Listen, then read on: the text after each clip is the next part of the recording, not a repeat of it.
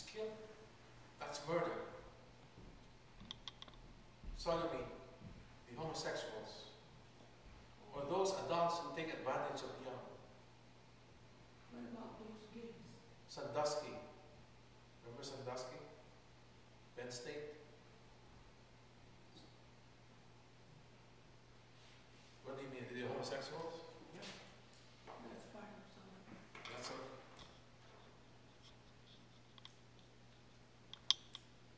oppression of the poor.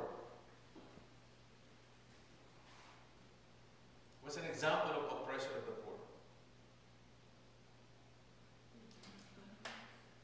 Taking advantage. They do this, especially in third world countries. Remember what happened in, was it Bangladesh? There was a factory, no fire exit, and there was fire. And there was an alarm that went on. And you know what the management said? No, it's just false alarm. Get back to work. And they locked the doors. They all died. 100+ people. Because the building was on fire. That's oppression of the poor. Another thing is stealing from charitable groups. Donations for the poor, and then you steal them. You divert those funds for your own use. That's a sin that cries out to heavens for vengeance. That's a very profound term. Sins that cry to heaven for vengeance. You know what happens when there is crying out to heaven for vengeance? Next, look at this. Defrauding workers of their just wages.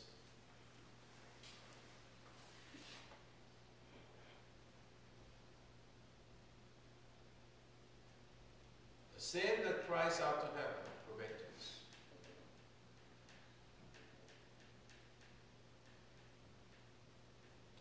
I'll give you, tell me which one you like, okay? Very slowly, there's way too many. Sins against faith. There are 6 of them. Sins against God's love.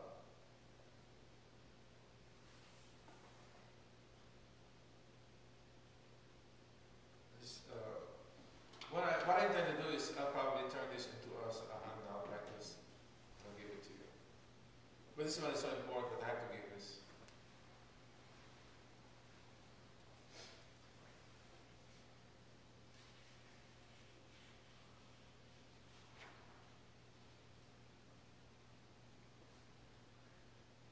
Is atheism a sin?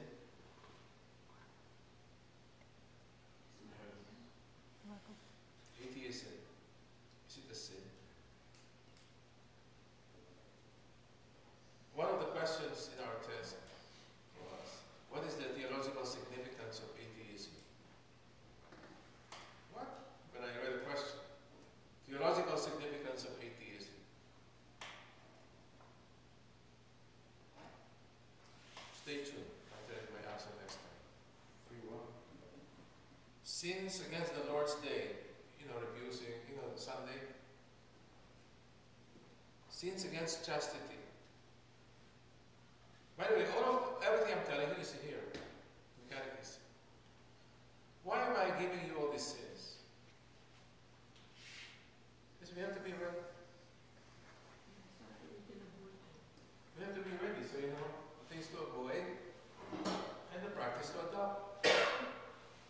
Do you know that this is the message during the entire Advent?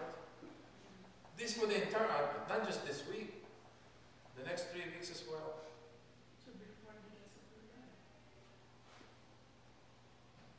This is what we're getting ready for, not that.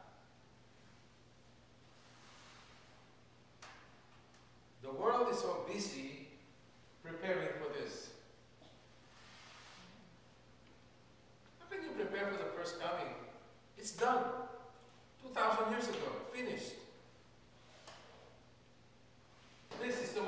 really coming. This we must be ready for. That's why we're doing all this.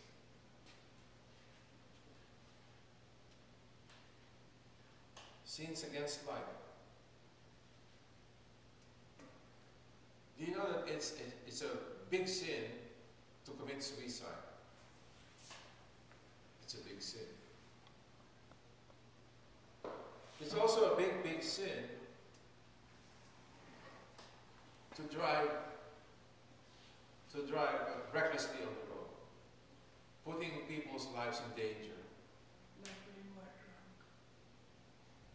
That's also a sin. You know that? You think I should bring this separate, right?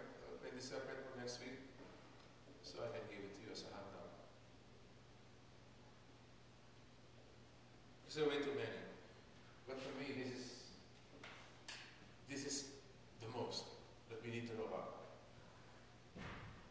So even if I'm only like this, do not kill me, because it's a sin that cries out to heaven for vengeance. Do not kill anybody. Is it okay to kill a cat?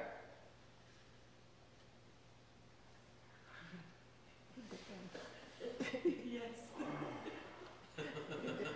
If it is a bug. Anyone? What about during wartime? That's a very gray area. That's been discussed by the church. Many priests have talked about it. But the bottom line is this. If you intentionally kill, what the church says is, in the war, if you don't kill the person, that person will kill you. You understand?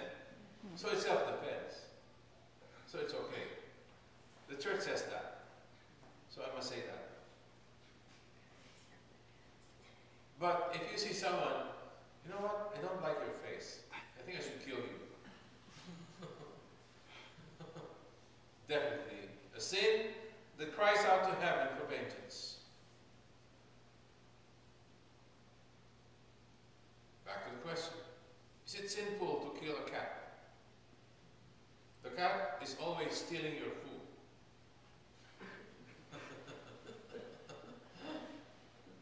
What do you think?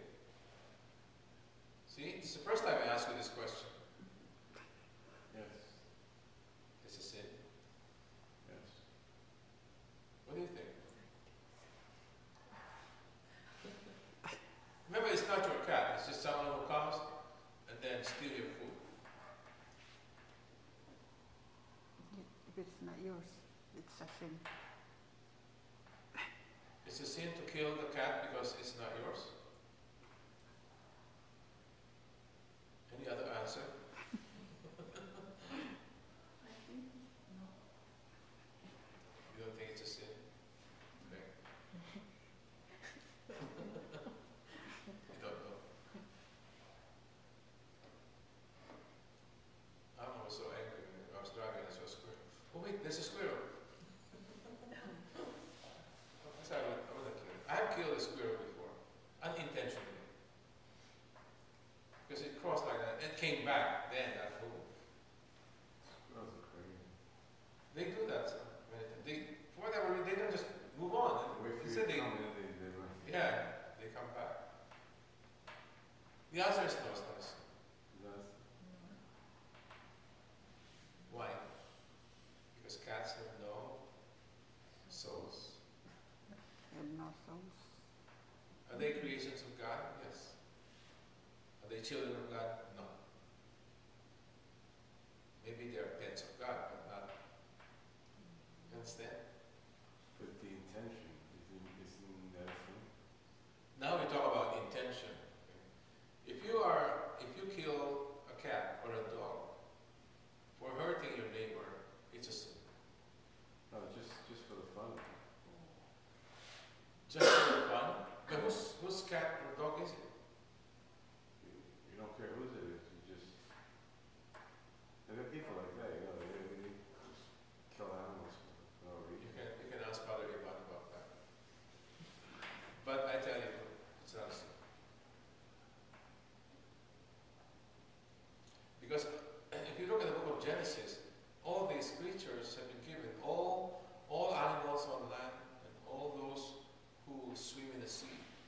under your dominion, under the dominion of man.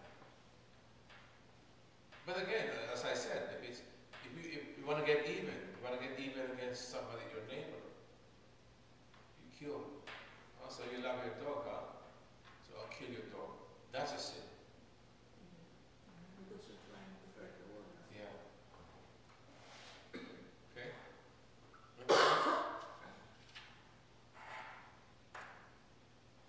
Do you know that today is holiday of obligation? 6. Today is Thursday, isn't it? Yeah. The 6th. It's only the 6th. I'm sorry. It's It's on Saturday. Saturday. December 8th. Okay. I'm sorry. I was thinking about something else. On December 8th, Immaculate Conception, some people will go to the 5:30, 5 o'clock, 6 o'clock Mass, which is the anticipated. That does not fulfill your obligation for Immaculate Conception. That's more sad. You should go to Mass on Saturday for Immaculate Conception. In the morning. If you want to do anticipated, go to that one on that same day.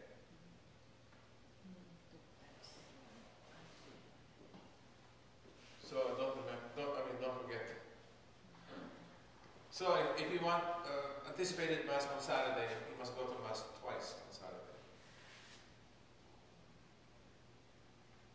Tomorrow is the 7th.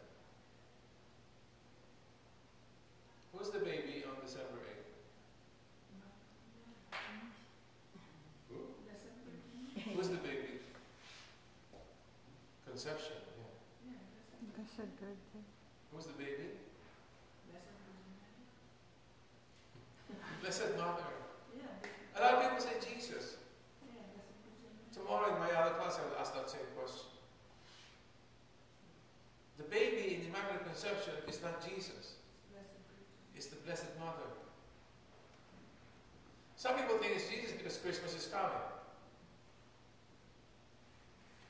Now look, December 8th was her conception. When was she born? September 8th. From December 8th to September 8th is 9 months. See? So that's the birth date of the Blessed Mother. She was conceived December 8th and born September 8th. When was Jesus born? May. April or May. April or May? I think April. Because it's your birthday? No. Because it's IRS Day? I think it's April. This reminds me, chances are I will get refund. What happens to the money? The tax, remember? Okay, get your materials.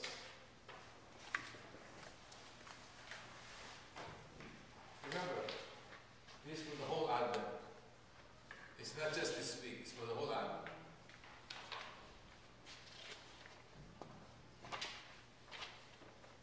December 2 up to 9. All three together, stapled together. Sister Vilma came here and says to talk to you, to give for the Simple Week, December 23. I said we will provide you with sago. Only? Why? What do you want more?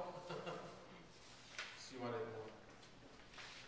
Because the novena for Christmas, the last day will be here at St. Peter's, December 23rd. It starts December 16th. I think here's 15th, right? Well, where does it start? 15th. 9 days. When? Oh, I forgot. There's a schedule in the bulletin. The bulletin last Sunday, you see all the churches. Because every night is a different church. And the last one's here? And December 23rd is here in Belleville, St. Peter's.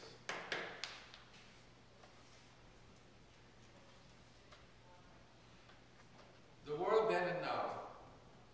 When Christ came to earth 2,000 years ago, he founded the world synagogue, full of anxiety.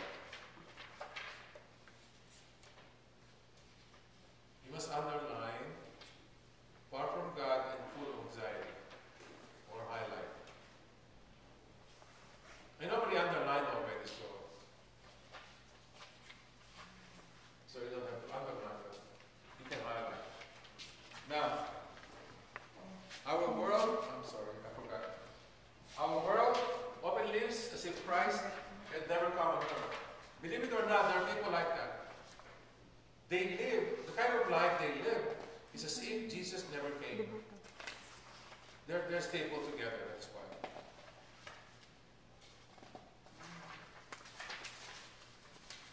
Christ is coming. The Almighty came into the world as a small, poor, innocent baby. Yes, this child is the reason for our hope, infinite hope, because He's an infinite God, making an infinite act of love for us. Very important. This is preparation for His first coming. This is spiritual preparation for Jesus' first coming, in honor of the feast of Christmas. Who knows where the word Christmas came from? Why is it Christmas?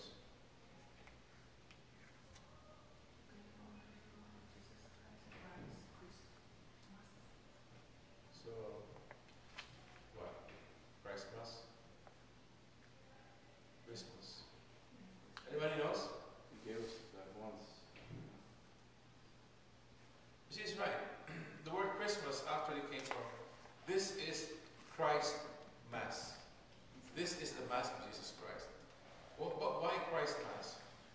Because this is the time He offered Himself. He came, He became man, so that He can start the saving and the redemption of man. So it came to be Christ Mass. And then it evolved into Christmas. Is it wrong to say Christ Mass? No. It's a good thing.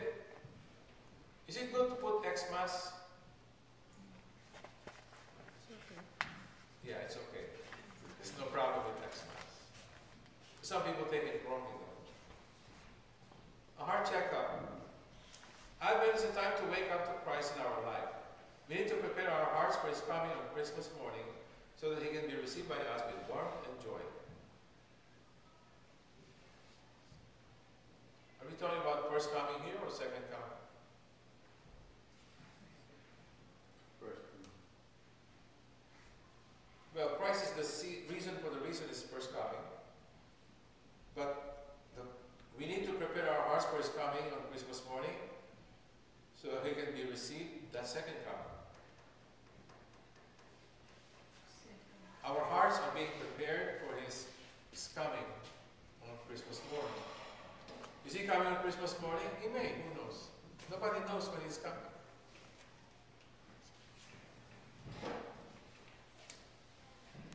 Monday.